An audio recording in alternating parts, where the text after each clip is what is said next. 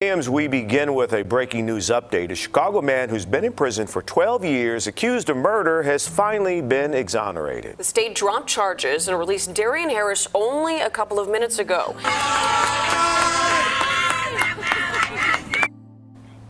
That is the moment tonight when Darien Harris became a free man. He spent 12 years behind bars for a murder he didn't commit.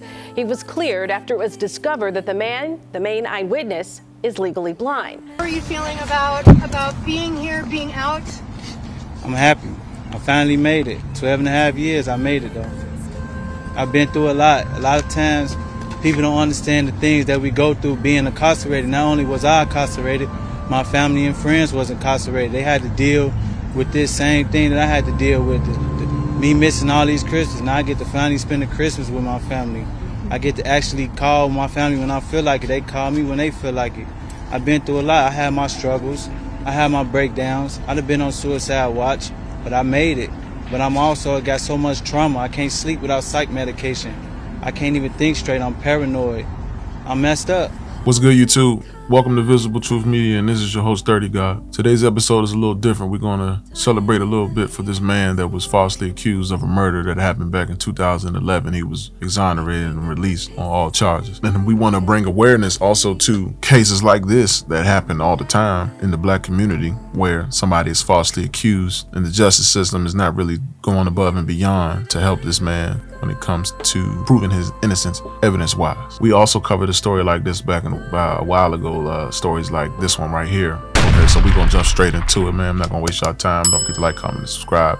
Let's get it.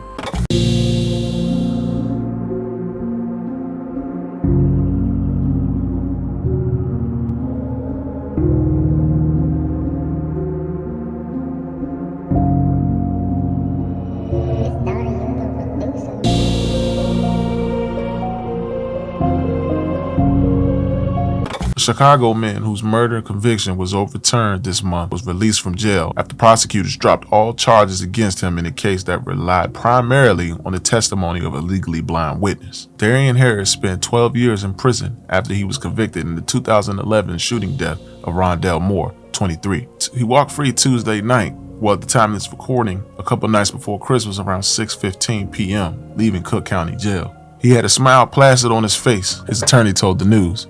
It is a beautiful day for Darien and his family. He gets to be home for the holidays for the first time in 12 years. Can you imagine spending 12 years or being sentenced to 76 years and spending 12 years of your life for a crime that you did not commit? Like, how crazy would you go? Like, would your mind be sitting in a jail cell knowing that you're innocent? And a lot of times, man, a lot of these inmates, they claim innocence. And, some of them don't be innocent, but a lot of them do. We covered multiple stories that are related to situations like this story right here we covered. Back in 1998, Alan Gibson, a Waverly police officer, was shot and killed on the job. He was there just doing what he did a lot of, which was working that complex. Police ended up charging 2 men for the crime. Ron Claiborne is from Hopewell, largely unknown to local authorities, unlike Terrence Richardson, who has a history of petty crimes in the town and county, but nothing approaching capital murder. Claiborne and Richardson maintain their innocence 23 years later. What's up, YouTube?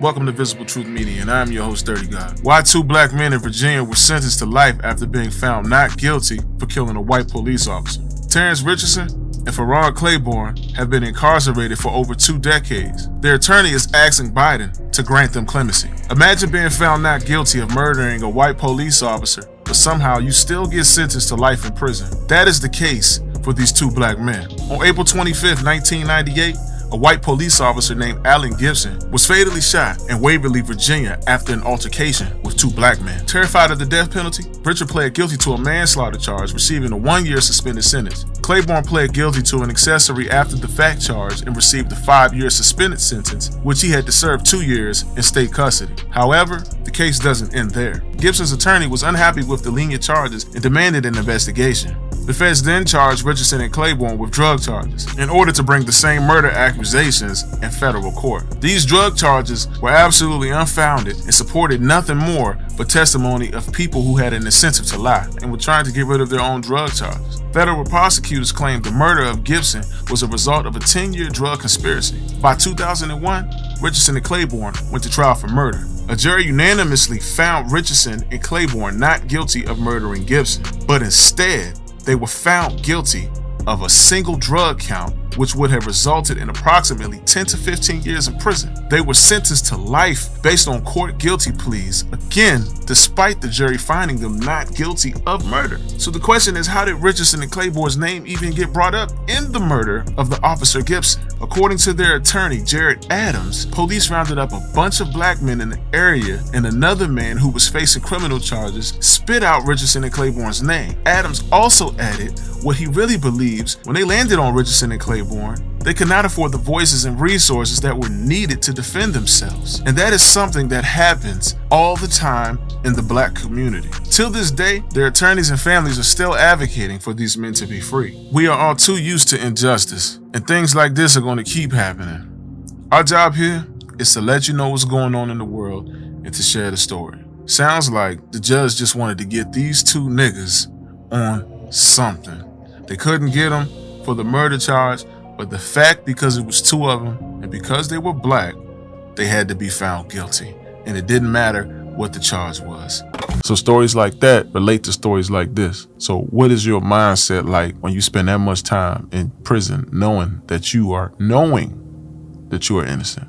I couldn't imagine. I wouldn't wish that on my worst enemy. I don't have no enemies anyway, but I just couldn't imagine. The witness was allegedly suffering from an advanced glaucoma at the time of the crime and had severely limited visibility, according to the Exoneration Project. Surveillance video from the scene also revealed that the witness was further away than he initially claimed. Prosecutors had initially said that they would retry Harris, but ultimately dropped all charges. The Cook County State's Attorney's Office said it dropped the charges upon further review of the totality of the evidence. So when the crime had happened, we're going to look back just a little bit. We're not going to go too deep into it, but we're going to look back at it. Bail was denied for Mr. Harris in the shooting death of a victim, 18. So he was 18 at the time that it happened. He was also charged with aggravated battery in connection to the shooting and wounding of another man who was helping the victim fixing his vehicle, officials said. The shooting happened on the night of June 7 at the gas station on the 6600 block of South Stony Island Avenue, police said. The victim, Rondell Moore, 23, drove to a gas station with two passengers, according to the records. Moore then exited his vehicle and opened his hood while the passenger stayed inside of his car. Moore and the second victim, 51, were looking underneath the hood when allegedly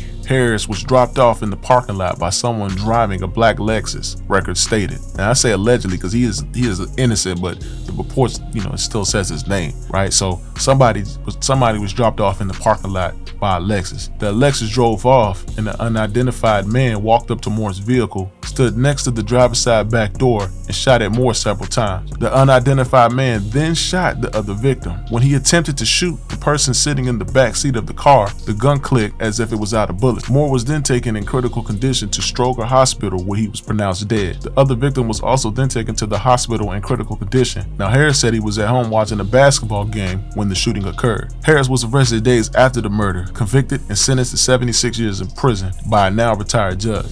Now, I don't know how they got him mixed up in this. He says he was home watching TV. How did his name come into it?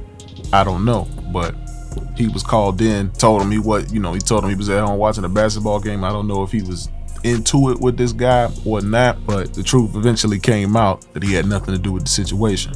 Harris's attorney said early on Tuesday the other issues with the case included the alleged getaway driver recanting his statement identifying Harris and alleging that the police coerced him into making a false identification, and a gas station worker who allegedly told police that Harris had not committed the crime. But that answers the question, I guess. The getaway driver got caught and gave a false identification. So was he eventually charged? Well, let me keep reading and find out. All of these things came together, the attorney said. There were never any forensics tying Darien to the case. He never confessed. There was never any reliable evidence against him to begin with. And unfortunately, it took 12 years for all of that to come to pass and for that to be recognized. Harris's mother, 𝐾𝐨𝐿 Harris, said earlier, "It feels like she's dreaming. It doesn't feel real. I guess once I get to hold him in my arms, it will be real," she told reporters. "This is the best Christmas gift ever," and I bet it is. I personally don't celebrate Christmas, but for them, you celebrate it.